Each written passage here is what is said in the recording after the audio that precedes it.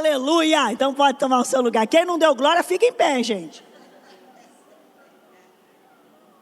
Glória a Jesus. Eu gosto muito dessa palavra, desse texto em especial em Josué, no verso 14, onde estamos diante de um homem chamado Caleb. Este homem havia recebido uma promessa, Marcela, há 45 anos atrás. E sabe que é lindo que ele não havia esquecido. E lindo também que ele não havia deixado de acreditar. Às vezes Deus prometeu uma coisa para você no começo de 2024. E nós estamos terminando o ano e você já está triste, porque não aconteceu. Já está desanimado. Muitos até deixaram de ir à igreja. Muitos até deixaram de fazer as campanhas. Muitos às vezes até deixaram a fé, porque Deus ainda não fez. Mas nós estamos diante de uma história, e aqui findando o ano, e eu quero falar com você que tem uma promessa que ainda não aconteceu. Eu quero dizer que Deus não se esquece daquilo que Ele promete. Deus não vai tirar a tua vida da terra até que você viva o que Ele prometeu. Amém? Deus não vai tirar você daqui até que você desfrute e pise e entre no lugar onde Ele prometeu para você. Deus fala para Josué e para Caleb que somente os dois entrariam na terra prometida. E as crianças também entrariam, mas falando dos adultos, por quê? Porque aquele povo que espiaram a terra, aquele povo que espiou a terra, aquele povo que foi lá olhar a terra que mana leite e mel, permitiu com que o medo entrasse no coração deles. Aquele povo deixou, irmã Jacira, que a murmuração tomasse conta, irmã Alba, dos lábios, das palavras daquele povo. Lá em Números 14, se você for ler lá, é tão lindo esse texto, onde fala, é tão lindo e tão triste ao mesmo tempo, porque dos 12 espias que foram olhar a terra, somente 2 acreditaram, somente 2 continuaram confiando no que Deus tinha dito. Lá em Números 14, lê hoje antes de você dormir, eles foram olhar a terra, espionar a terra, e voltaram com um diagnóstico, voltaram com um relatório. Esses 10 voltaram apavorados, voltaram dizendo assim: olha, essa terra não é para nós. Olha, essa terra que o Senhor prometeu é uma terra que devora os seus habitantes. Essa terra que o Senhor prometeu é uma terra que não tem como nós habitarmos ela, tomarmos posse dela, porque nós somos como gafanhotos. O povo lá é enorme, o povo é gigante. Ai, que saudade do Egito, melhor fora para nós termos ficado lá. E eles começaram então a murmurar e a reclamar e a inflamar o coração do povo de medo e incredulidade. Mas Josué e Caleb se levantam no meio daqueles 10, ficam tristes, rasgam as suas vestes, e eles então falam: não, gente, para de falar isso, essa terra é extraordinária. Olha bem, 2 que estão ali acreditando, 2 que estão ali confiando, viram a mesma terra, mas para 10 que foram tomados de medo, incredulidade e murmuração, eles falam: essa terra não é para nós.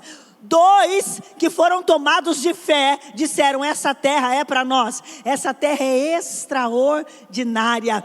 Nós vamos entrar lá e vamos devorar aquele povo como devora-se pão. Olha só o que eles falaram: nós vamos devorar aquele povo assim como a gente come pão. Por quê? Olha que lindo, lá em Números 14, Josué e Caleb falam assim: porque eles estão sem defesa, mas conosco está o Senhor. Entenda, queridos, o que eu quero trazer hoje, nesta noite aqui, rapidamente para nós, é que a nossa postura diante da espera faz toda a diferença. Sabia que tem muitas pessoas que não vivem promessas de Deus, porque não acreditam? Sabia que tem muitas pessoas que não entram na promessa porque murmuram? Tem muitas pessoas que não entram naquilo que Deus prometeu porque não obedecem? Às vezes você pensa: eu recebi uma promessa e não vivi ainda, será que Deus esqueceu? Não, Deus não se esquece do que Ele promete. Além de ter um tempo para que as promessas se cumpram, a maneira como nós esperamos faz toda a diferença.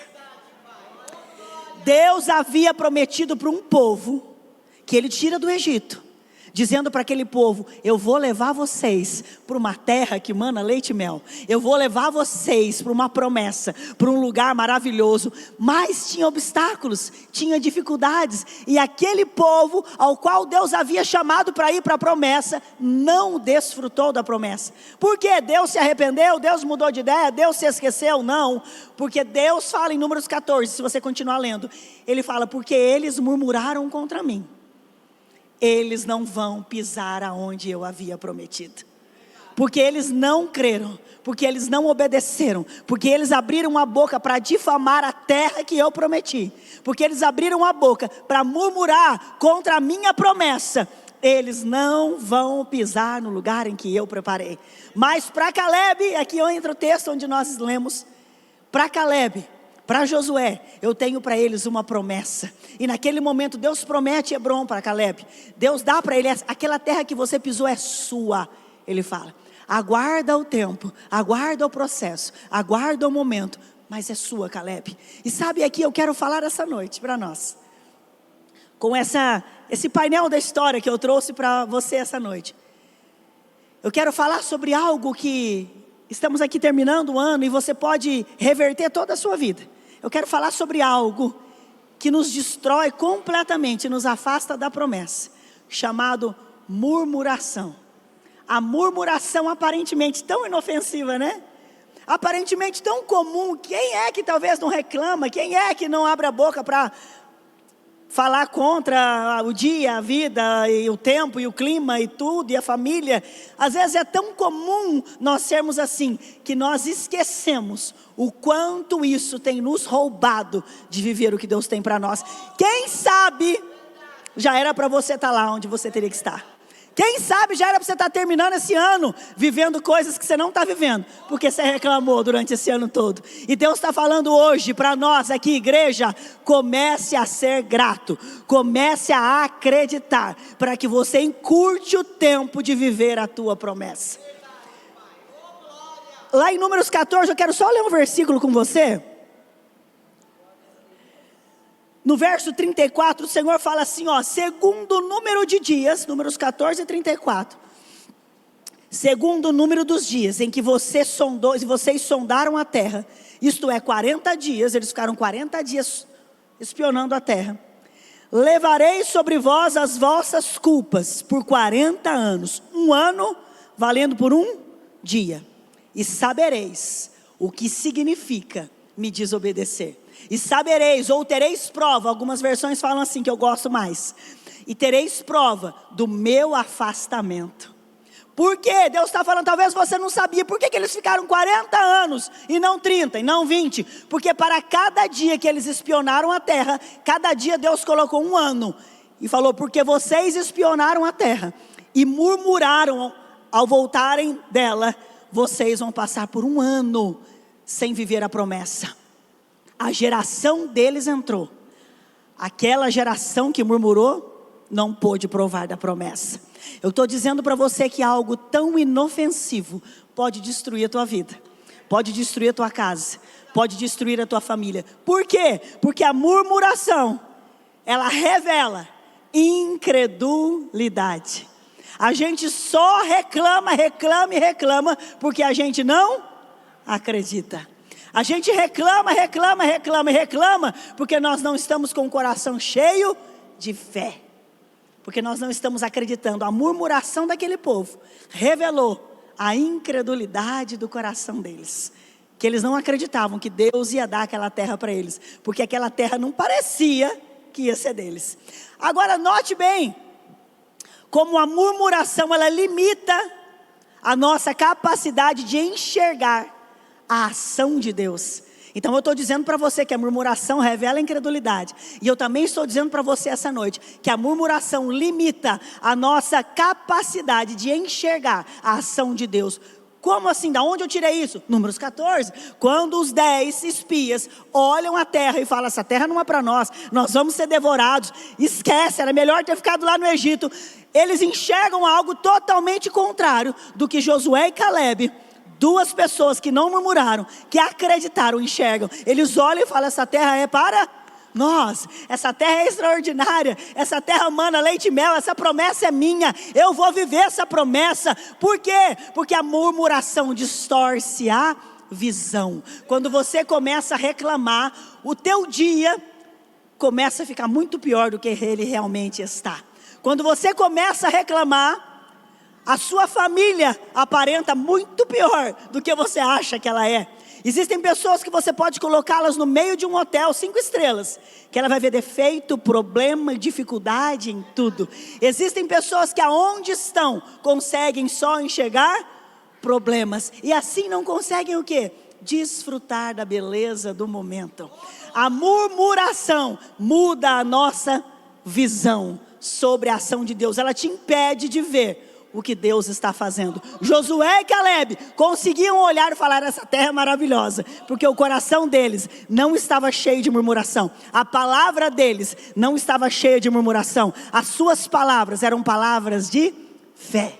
As palavras de Josué e Caleb eram palavras de encorajamento, eram palavras que diziam: Senhor, eu acredito naquilo que o Senhor prometeu. Tanto acreditava que 45 anos depois, Caleb continuava com o mesmo vigor de 45 anos atrás. Caleb recebe a promessa com 40 anos, e com 85 que ele vai viver aquela promessa, e ele estava com a mesma força. E aqui eu quero dizer para você que a murmuração rouba a nossa energia, mas a fé, a gratidão nos faz ficar fortes em Deus. A fé, a gratidão nos faz permanecer. Caleb não teve o mesmo espírito, não teve a mesma atitude, ele permaneceu 45 anos acreditando. E quando Josué foi lá repartir a terra, ele vira para Josué aqui onde nós lemos, ele fala: lembra que o Senhor me prometeu? E naquele momento ele recebe Hebrom, ele recebe a sua promessa, ele recebe aquilo que Deus havia dito para ele, com o mesmo vigor de 45 anos atrás. Eu acho isso tão tremendo. A murmuração rouba as nossas energias. E olha que interessante, eu acordei pensando sobre murmuração hoje, e recebi 2 mensagens sobre murmuração. Então eu falei: Deus, é sobre isso que o Senhor quer falar? Eu não tenho dúvida. Como a murmuração ela afeta. Uma foi em termos médicos falando, a outra foi um trechinho de uma pregação, mas falando em termos médicos, como a murmuração ela afeta todo o funcionamento emocional da pessoa. Ela faz com que a pessoa fique num círculo vicioso de murmurar e reclamar, porque quanto mais a pessoa reclama, mais parece que a vida dela está ruim, mais parece que tudo está ruim, e fica um ciclo de sempre tudo estar ruim. Você já conviveu com pessoas que reclamam, que murmuram? Talvez você seja uma delas, mas é tão ruim nós estarmos perto de pessoas que só reclamam, porque a murmuração, ela revela incredulidade, limita a nossa capacidade de enxergar as coisas de Deus. E a murmuração também, ela contamina. Aqui no texto que nós lemos, fala que os 10 espias encheram, derreteram, a expressão aqui na minha Bíblia é: derreteram o coração do povo de medo. A murmuração, ela contamina aqueles que estão ao redor. Você começa a reclamar de tudo, a pessoa começa a achar que está tudo ruim mesmo. As pessoas começam a achar que realmente não vai viver aquela promessa. Você já contou coisas para alguém, a pessoa te desanimou tanto, que você talvez chegou cheio de fé, e saiu tão desmotivado da presença daquela pessoa. Mas Deus chamou você para ser um encorajador. Deus não te chamou para ser como os 10 espias, mas como Josué e Caleb. Porque as pessoas que se chegarem até você, saiam encorajadas, saiam fortalecidas, por causa do vigor de Deus na sua vida, meu querido. Assuma um compromisso hoje, de expressar a tua fé através das suas palavras, de expressar as promessas de Deus através das suas palavras, de acreditar naquilo que Deus tem dito para você. E lá no livro de 1 Coríntios, no capítulo 10, no verso 10, fala: não seja como eles, está falando do povo do deserto, que por murmurar foram destruídos pelo exterminador. Olha que texto forte. A murmuração traz sobre nós destruição. A murmuração, além disso tudo que eu disse, ela te faz olhar para trás. O que o povo falava era muito melhor lá no Egito. A murmuração, ela rouba o prazer do momento, ela rouba a alegria da fase que você está vivendo, e faz com que você ache que sempre o tempo bom era outro. E talvez lá naquele tempo que você fala que é bom, é o tempo que você também reclamava, também murmurava, também não era bom, mas você olha e fala lá que era bom. Vou dar um exemplo. As mães olham os filhos hoje adolescentes e falam: quando eles eram pequeninos era um tempo bom, que tempo difícil esse. Mas lá atrás, quando eles eram pequeninos, você falava que era terrível. Que bom é quando eles eram bebês. E quando eles eram bebês, você falava: bom é quando não tinha filho. E a gente vira um ciclo de insatisfação, de que sempre o outro tempo era melhor do que o que nós estamos vivendo. Mas Deus está falando para você: hoje é o tempo que você vive, hoje chama-se presente. Desfruta, vive o seu dia, creia na promessa, se alegre pelo que eu estou fazendo, encha o seu coração de gratidão, para que isso se expresse através das suas palavras. Filipenses capítulo 2, no verso 14 fala: façais todas as coisas sem murmuração. Tudo que você for fazer, a palavra de Deus fala para a gente fazer tudo sem murmuração. Então, mulher, para de lavar, passar e cozinhar reclamando, porque isso não abençoa a sua casa.